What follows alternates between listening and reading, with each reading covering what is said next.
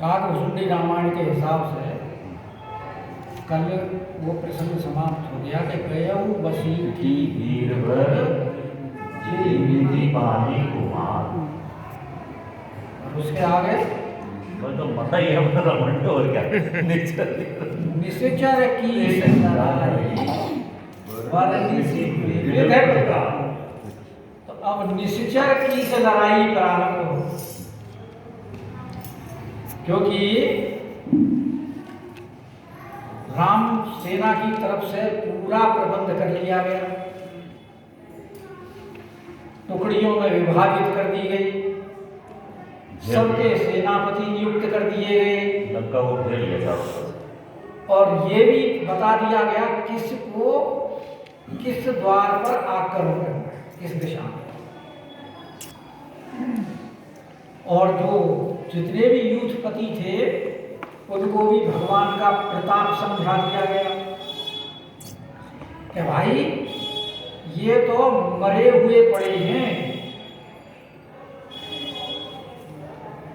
प्रभु प्रताप ने इनको पहले ही समाप्त कर रखा है। जैसे गीता में अर्जुन को कहा था कि ये तो सारे मरे हुए मेरे द्वारा पहले ही मारे जा चुके हैं। और 11वें अध्याय में विराट रूप में उनको दिखा भी दिया कि सारे मुख में प्रवेश कर रहे हैं, दाढ़ों में लगे हुए हैं। भगवान ने कहा भाई तू तो सिर्फ निमित्त मात्र हो जाए इसमें, और तेने कुछ नहीं करना। निमित्त मात्रम भव सर्व साचित। एक ध्यान रखना है, लेकिन माम अनुस्मर युद्ध है, मेरा स्मरण कर और युद्ध कर। बस तेरा काम युद्ध करने का है, तू ये सारी चिंता छोड़ दे, बाकी काम मेरा। तो यहां भी उनको समझा दिया सबको, सेनापतियों को, कि प्रभु प्रताप कही सब समुझाए। देखो भगवान का प्रताप ही तो था, नहीं तो हनुमान जी कैसे समुद्र को लांघ जाते, कैसे समस्त बाधाओं को पार कर पाते। और रावण जिसके आतंक से त्रिलोकी गणपति है, उसके सामने होते हुए उसकी नगरी जला दी। और अंगद जी भी अपना प्रताप दिखा करके आए हैं भगवान की कृपा से। और अंगद जी जब चली है तो उन्होंने कहा भी है, ये अंगद जी जब चले हैं तो उन्होंने ये अपने मुंह से ये वचन कहे हैं कि स्वयं सिद्ध सब काज। 17वां दोहा लंका कांड कि स्वयं सिद्ध सब काज, कि प्रभु आपके कार्य तो सारे आपके ही द्वारा कर लिए गए, स्वयं सिद्ध है। लेकिन आप तो नाथ कोई आदर दियो, आप तो सिर्फ मुझे सम्मान दे रहे हैं, समझे? और यही बात इन सबको समझाई गई है कि प्रभु प्रताप कही सब समुझाए। तो प्रभु प्रताप के ही कारण तो अंगद जी ने चैलेंज दे दिया कि मेरा पैर उठा, मैं सीता हार के चला जाऊंगा जो उठा देगा तो। और जब उनको इस प्रकार से समझाया गया तो सब बड़े प्रसन्न होकर के उठ करके चल दिए कि सुनी कपि सिंह नाल करिधाई।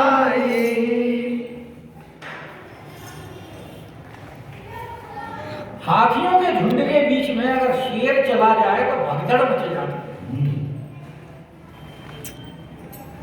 तो निशाचर जो है वो हाथियों का झुंड है, और भगवान के प्रभु प्रताप से ये जितने भी हैं ये शेर हैं, इसीलिए सारे सिंहनाद कर रहे हैं वानर होते हुए सिंहनाद कर रहे हैं। और सबके हृदय में प्रसन्नता है।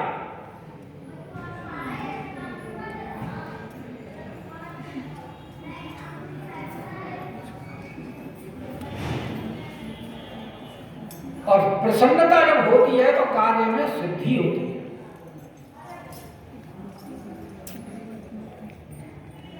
वानरों को भी हनुमान जी कह करके चले थे ना कि भाई मैं जा रहा हूं, जामवंत के वचन सुनाए सुन हनुमंत भाई तब लगी वही परखे तो भाई बोल फल खाए जब लगी आऊं सीत ही देखी वही है काज वही हरस में से की काज अवश्य सिद्ध होगा, क्योंकि मेरे हृदय में प्रसन्नता है। वो ही काज मोहि हरस विषय की और अस कही नाई सवनी कहूँ माथा चलो हर्ष ये धैर्य अपना प्रसन्नता पूर्वक कहें चले हरसी ये धैर्य माथा। तो यहाँ भी ये सब हर्षित राम चरण सिर नाई। भक्त लोग जब भी कोई काम प्रारंभ करते हैं तो उनका ये स्वभाव होता है अपने प्रभु के चरणों में मस्तक नवा बिना उनको अर्पित किए कोई वस्तु ग्रहण नहीं करते,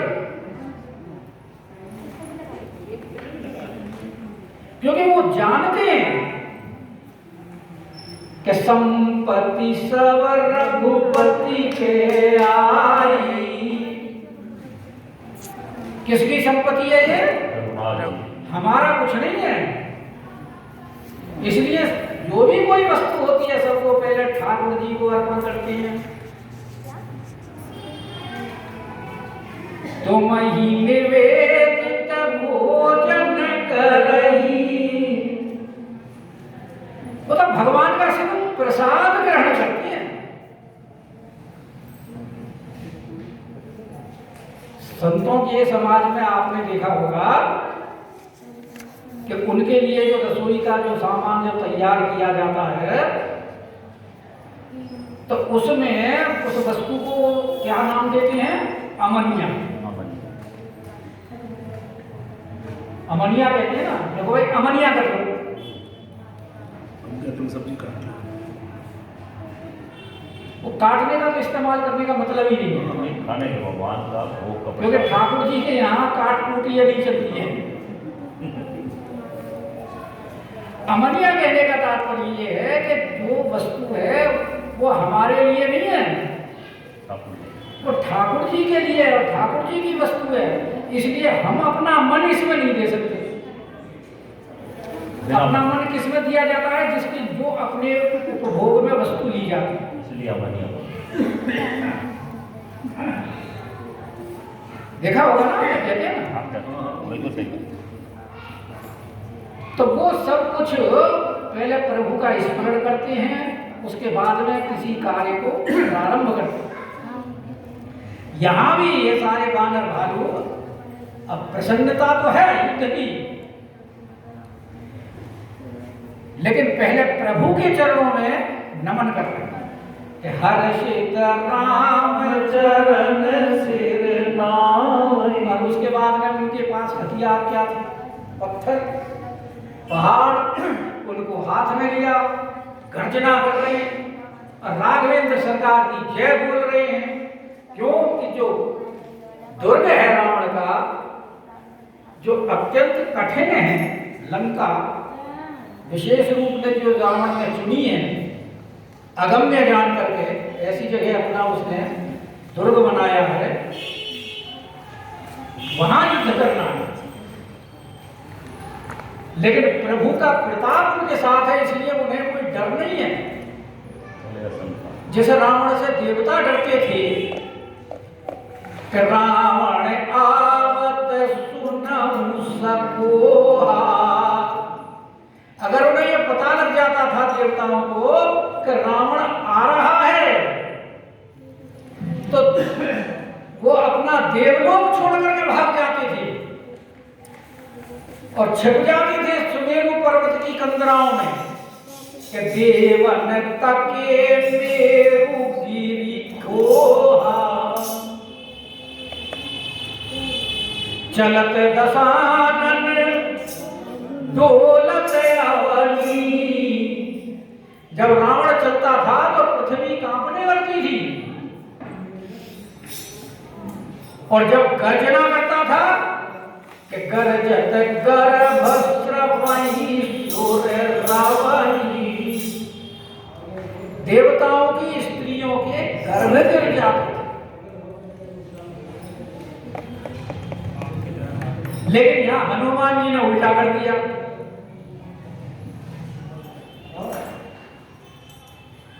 हनुमान जी जब लंका जला के चले हैं, गर्भ सर्वहि रजनी जल, उन्होंने कहा कि जो ये मैंने ये जब हनुमान जी वहां से चले 1/4 सेना का संहार कर दिया हनुमान जी, ऐसा वर्णन आता है। और बोले कि बाकी तो राम जी मारेंगे, पर आगे के लिए क्योंकि उनकी जो प्रतिज्ञा है ना, क्या निश्चरहीन करहूं मैं, तो उस प्रतिज्ञा में हनुमान जी बोले हमारा भी तो कुछ सहयोग होना चाहिए। दोबारा बच्चे होंगे, तो उन्होंने कहा कि आगे इनके गर्भ सर्वही करा दो, आगे होंगे ही नहीं, आगे होंगे ही नहीं और पैदा ही नहीं होंगे।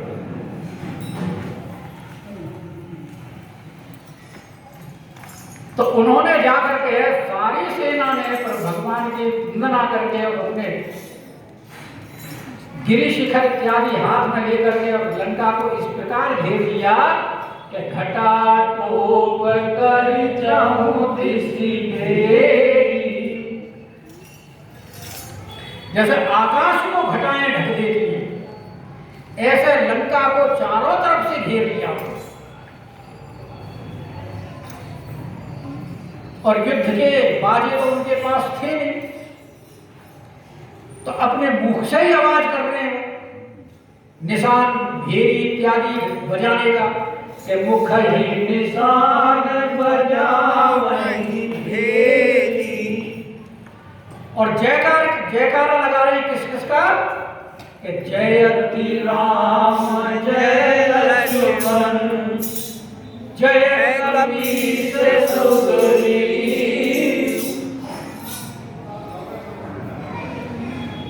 राम जी की जय, लखनलाल की जय, और वानरेंद्र सुग्रीव की जय। कोई वानर है तो अपने राजा की जय तो बोलनी है, और वानरों के राजा सुग्रीव हैं, लेकिन सुग्रीव के भी मालिक कौन है, राम और लखन। तो इसलिए तीनों के जयकारे बोले ले जा रहे हैं। बोल राजा रामचंद्र भगवान की जय, लखनलाल की जय, वानरेंद्र सुग्रीव की जय। और तीन जयकारे का उनका तात्पर्य क्या है, क्योंकि तीन प्रबल शत्रु लंका में, रावण, कुंभकर्ण और मेघनाथ। अब तीन प्रबल शत्रु हैं, तो तीन प्रबल शत्रुओं के लिए तीन जयकारे अलग अलग बोले जाते। और आपने 3 जयकारे लगाकर लंका के युद्ध में शामिल हो गए सब। यही बात है। तो जयति राम जय लक्ष्मण और जय कपीस सुग्रीव और गर्जनि सिंहनाद कपि भानु महाबल सिंह। तो ये सारे के सारे वानर भालू जो अगणित बलशाली हैं, वो गर्ज गर्ज करके सिंहनाद करते हैं। जैसा हनुमान जी ने सिंहनाद किया था। तो लंका भयउ कोलाहल भारी लंका में बहुत कोलाहल हो गया।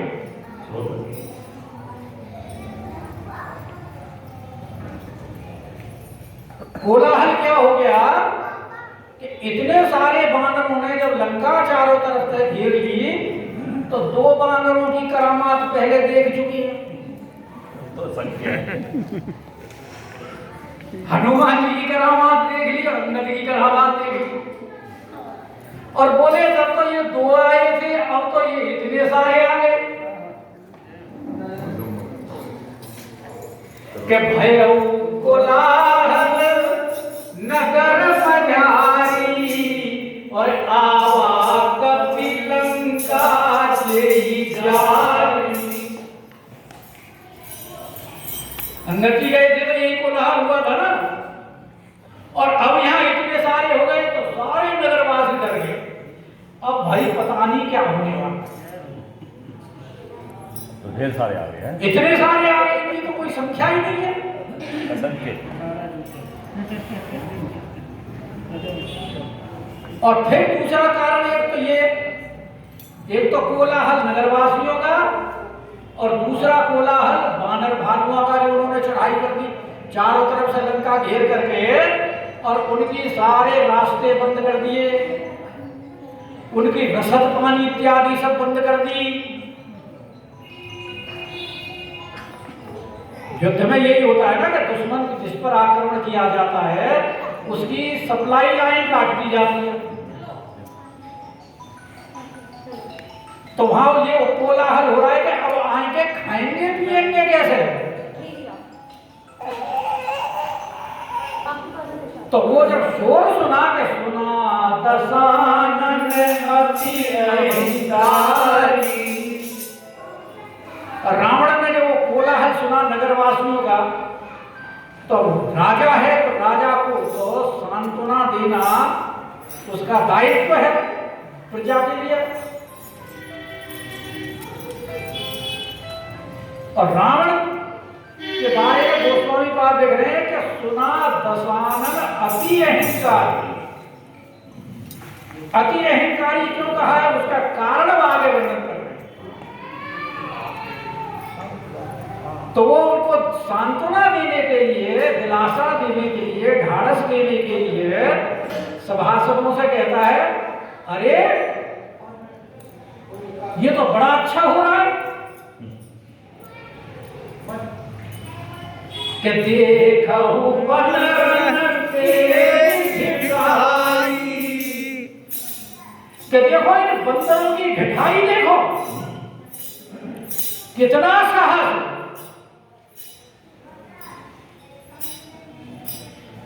तो घर बैठे तुम्हें भोजन मिल गया, काफी लोग ढूंढने जाने की जरूरत ही नहीं है। हम यही तो चाहते थे।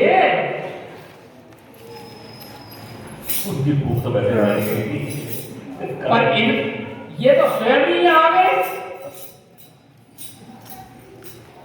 तो अपने निशाचरों से की सेना बुला करके कहता है कि बिहारी निशाचर से बुलाए कि आए की साल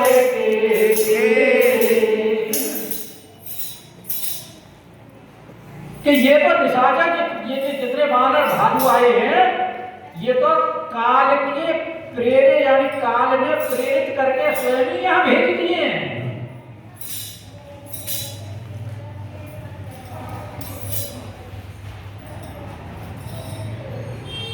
रावण ने पूछा था ना कहू कोनी भालू की कटकाई और कठिन काल प्रेरित जलियाई। सुखसारण से क्या पूछ रहे हैं रावण? इनके बारे में ये तो पूछ रहा है कि भाई उनके बारे में बताओ जिसको काल ने यहाँ भेज दिया है। क्योंकि नर कपि भालू आहार हमारा। सभासद भी तो यही कह रहे थे, विचार करने की क्या आवश्यकता है इसमें, ये तो हमारा आहार है। तो रावण कह रहा है देखो कितनी बढ़िया बात हुई, हमने इनको थोड़ी सी ढील क्या दी, ये तो स्वयंवर करने के लिए अपने आप आ गए और वहां खाना ढूंढने जाने की जरूरत नहीं है कि आए किस काल के प्रेरे और छुड़ावन से सब निश्चर मेरे कि मेरे जितने भी राक्षस हैं सारे भूख से व्याकुल हैं, तो जाओ इन्हें खाओ। अस कही अट्टहास सब कीना और गृह आहार विधिना। रावण कहता है तो घर बैठे स्वयं भोजन मिल गया, कोई प्रयास करने की भी आवश्यकता नहीं, और अट्टहास करके इसलिए हंसा जोर से ताकि लोगों को जो डर बैठा हुआ है वो डर निकल जाए, उनको तसल्ली मिले, इसलिए अट्टहास करके डर जाए। और उनको आज्ञा दे रहा है कि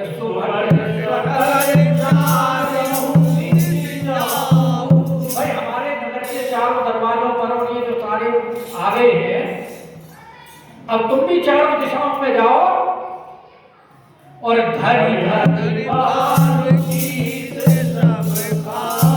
सबको पकड़ पकड़ के खा जाओ।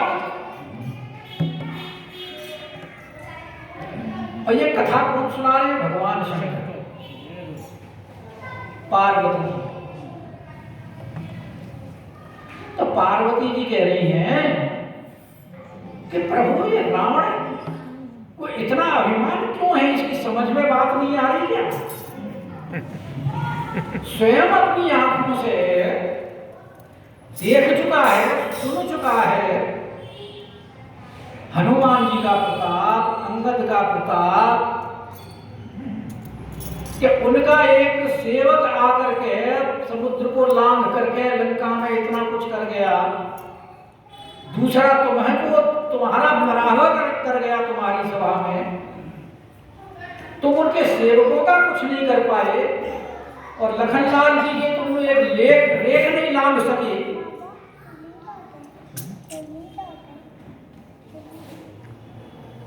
तो ये कि रावण की ये बात समझ में नहीं आ रही। तो भगवान यही तो कह रहे हैं कि भाई ये जो है रावण ये अति अहंकारी है, कि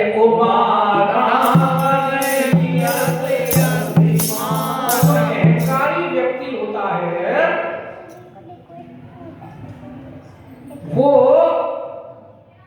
अपनी कमी के बारे में विचार नहीं करता, वो ये नहीं देखता कि जो मैं करने जा रहा हूं मेरी सामर्थ्य में है या नहीं है। और उदाहरण कितना सुंदर दे रहे हैं भगवान शंकर कि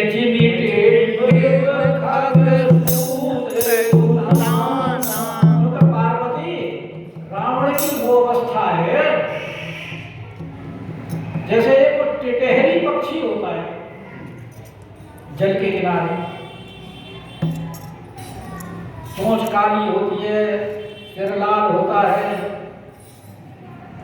हमने भी चितकबरे पंख होते हैं, और टी टी टी टी की आवाज उसकी सुनाई देती है, कर्कश आवाज होती है।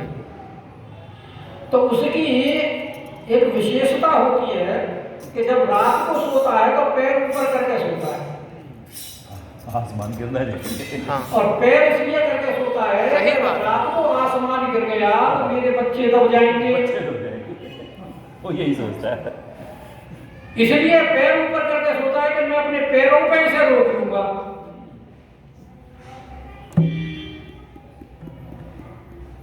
तो यही अवस्था रावण की है। रावण जो है वो टिटहरी पक्षी है। अब वो जो राम के बल से भी इतनी सेना आ रही है और इनको वो कहे कि इनको तो मैं अपने पैरों से यानी अपने बल से और अपनी सेना के बल से रोक लूंगा। तो इसीलिए भगवान से कह रहे हैं कि ओमा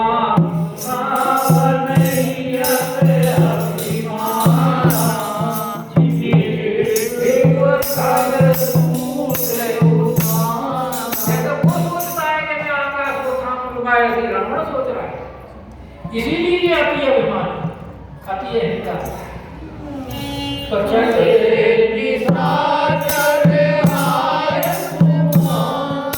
जब रावण ने कहा कि भाई तुम जाओ, सुबह सकल चारि दिशि जाओ, धरि धरि भान ईश सब खाओ। तो आज्ञा तो दे दी रावण ने, जाने को नहीं है, लेकिन हिम्मत नहीं हुई। तो चले इसलिए रावण ने फिर आज्ञा मांग रहे हैं। रावण ने आदेश दे दिया तो दोबारा आज्ञा मांगने का क्या मतलब है?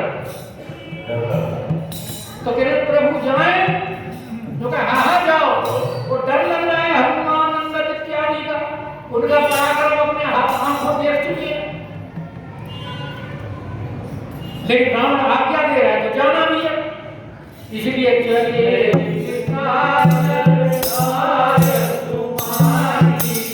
और गली कर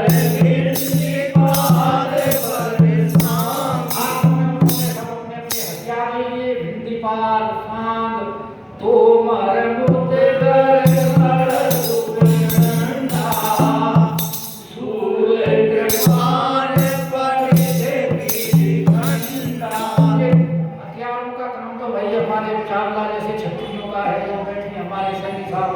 यही बता सकते हैं कैसे कैसे हथियार किस किस प्रकार के होते हैं।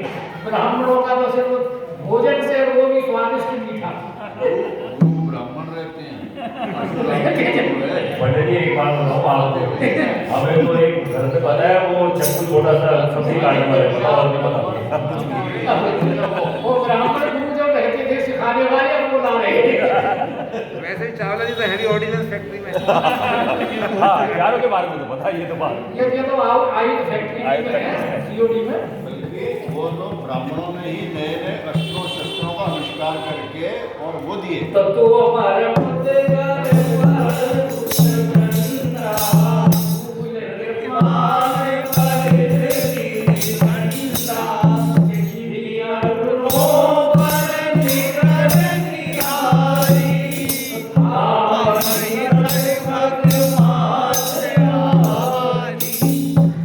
अब यहाँ गोस्वामी बात कहते हैं कि निशाचरों की कैसी अवस्था है।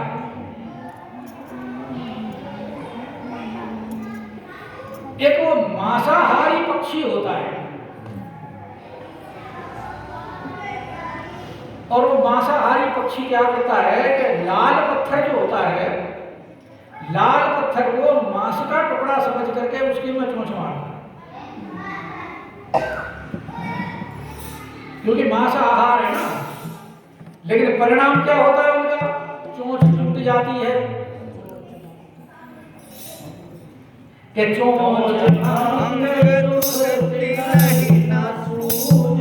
जैसे उस मांसाहारी पक्षी को पत्थर, लाल पत्थर को मांस समझ करके और उसमें वो चोंच मार करके अपनी चोंच को भंग कर लेता है, वही स्थिति निशाचरों की है।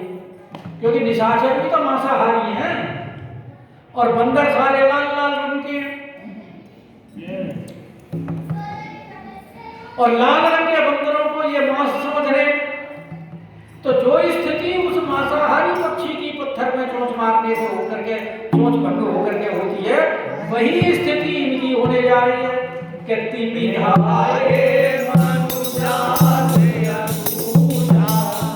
मतलब ये बेसमझ नासमझ राक्षस उसी प्रकार की वानर सेना के ऊपर टूट पड़े।